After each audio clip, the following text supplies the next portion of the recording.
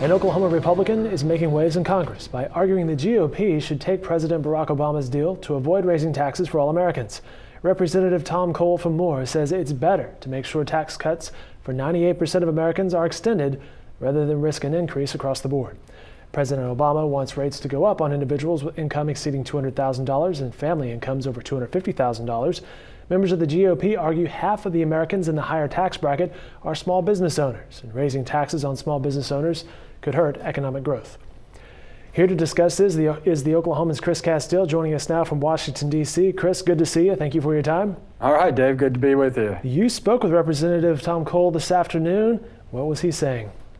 Well, the congressman has been making this pitch. It's not really a pitch so much, I think, as a potential strategy. For the last couple of weeks in various subgroups of the House Republican leadership, it kind of leaked out yesterday after he talked with other Republican whips, they're called, which are people vote counters really in the among the House Republicans. And really what he's arguing, he's not for raising taxes on the top bracket. He's not for raising taxes on anybody, he says. But if Congress does nothing, if Congress and the president do nothing in the next month, taxes will go up for everybody in every bracket on January 1st. Congress has to take some action in the next month to prevent taxes going up on everybody. The dispute, as you well know, as we all know from the campaign, is that the president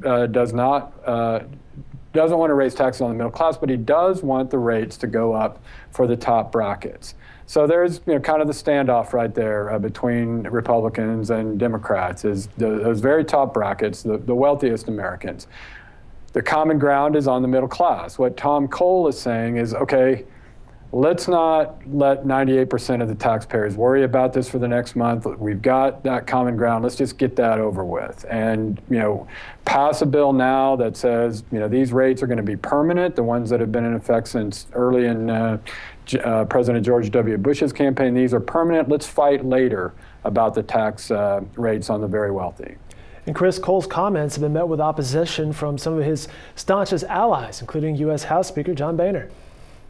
Right. Well, Congressman Cole, I guess, was asked to give his strategy today to all of the Republican House members, and the Speaker and some other House Republicans were asked about it after that closed-door meeting, and the Speaker said while expressing admiration for Congressman Cole, said that's not the route he wants to go, and several other Republicans said the same thing. I talked to Oklahoma Congressman Frank Lucas, another Republican, a little while ago, who said he totally understands what Cole is saying because of this impending tax increase on everybody. He says he understands why the congressman is pushing to at least relieve people who might be worrying about this of that concern right now. Let's talk about that worrying. If Republicans accept the president's deal, could this prevent America from going over the fiscal cliff?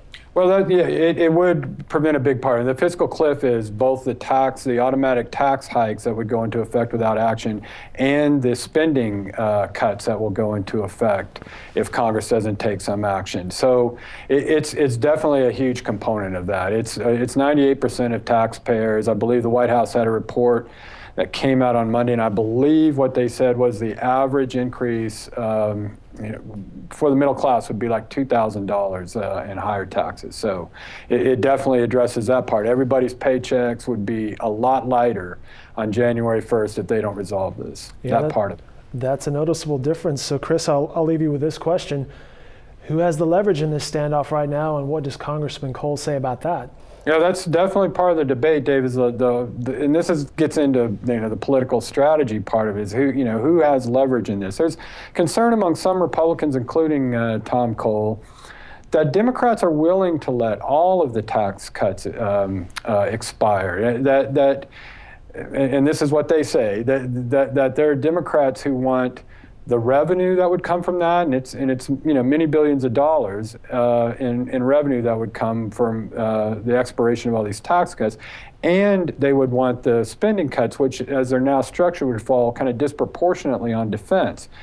According to Cole, that's a liberal Democrat's dream. So Republicans who are voicing opposition to Cole's proposal say, oh, well, we'd lose our leverage. Well, Cole says it's the Democrats that have the leverage on this. They could let the tax cuts expire on the middle class. We shouldn't let them. So that's part of this whole political calculation is who gives up leverage, and I guess it's debatable on who would.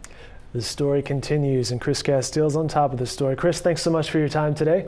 Glad to do it, Dave. All right, read more from Chris Casteel every day in the Oklahoman, and specifically on this topic as we head towards the end of the year and resolution or perhaps changes ahead of us. We'll see. Also, stay on top of this story every day on newsok.com.